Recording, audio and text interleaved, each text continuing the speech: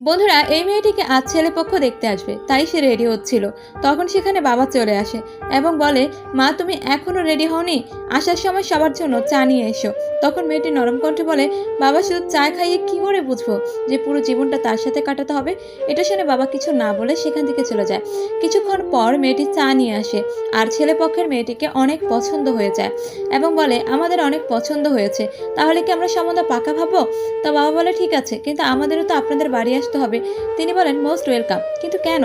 বাবা বলে, আমার মেয়ে আপনাদের ছেলেকে দেখবে যে সে ঘর সামলাতে পারে কিনা, বাসন মাজতে পারে কিনা, রান্না করতে পারে কিনা। তখন তিনি বলেন, এ তো পানিও গরম করতে পারে না। তো বাবা বলে, মাফ করবেন, আপনাদের ঘরে আমি মেয়ে দিতে পারবো না।